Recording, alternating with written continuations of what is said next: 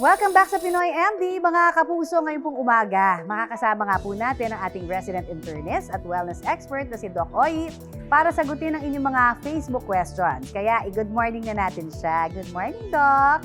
Good morning, Connie, at good morning po sa ating mga kapuso na nakatutok sa atin ngayong umaga. Doc, unang tanong. Eto ha, nasa 295 daw ang kanyang blood sugar at hirap daw siyang kontrolin ang pag-inom ng soft drinks.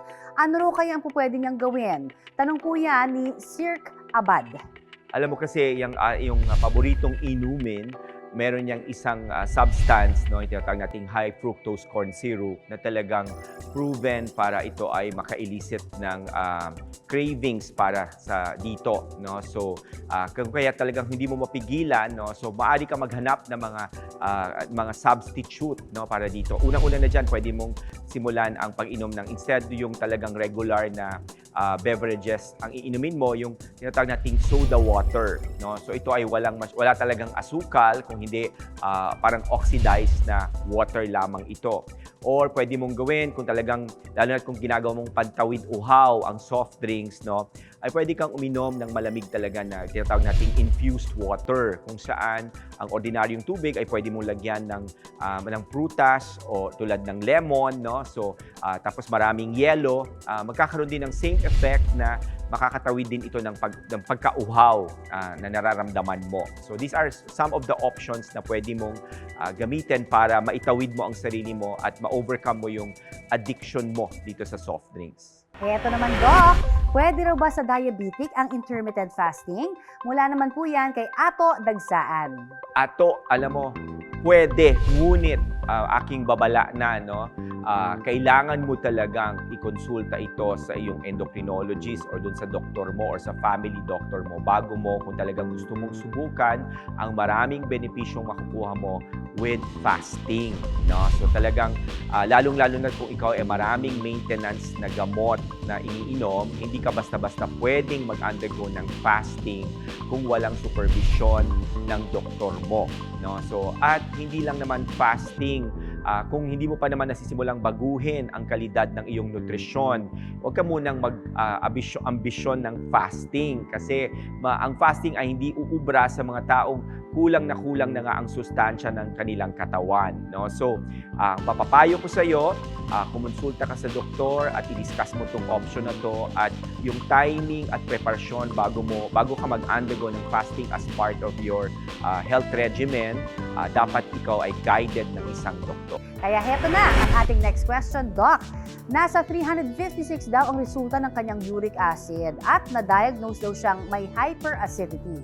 Ano raw ba ang hyperacidity at delikado raw ba ang pagtaas ng kanyang uric acid? Ang question na yan mula naman kay Maris Dampan Patulili.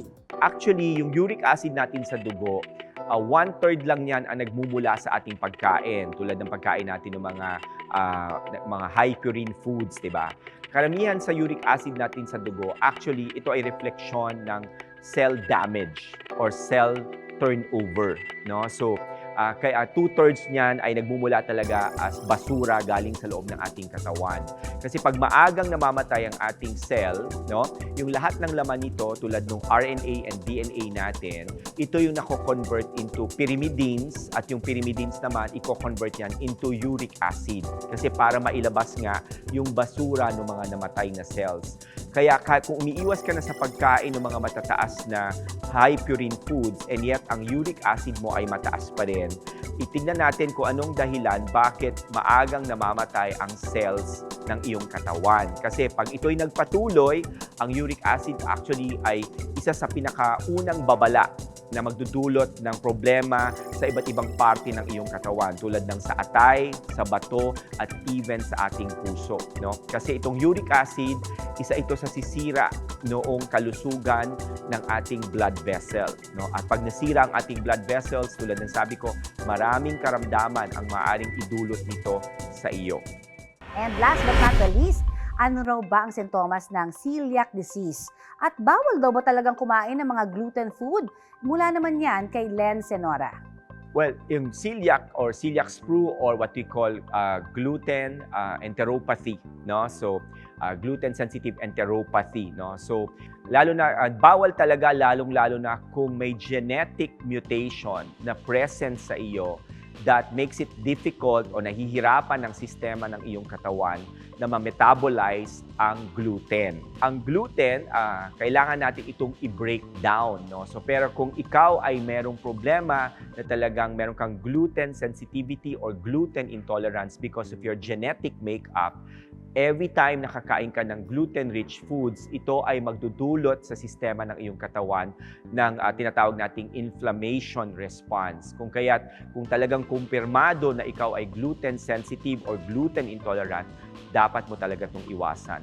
Ang common na sintomas ng celiac disease unang-una ay ang pagkakaroon ng madalas na pananakit ng tiyan, lalo na kung kakain ka nga ng mga bawal na pagkain. At ito rin ay magdudulot ng irritable bowel syndrome o makikita natin na talagang halos frequent ang iyong pagdumi na malalambot na dumi, lalong-lalo na kung kakainin mo yung lahat ng bawal na pagkain sa isang nagsasuffer sa celiac disease. Thank you so very much, Doc Oy, sa pagsagot ng ating mga katanungan mula sa ating mga minamahal na kapuso.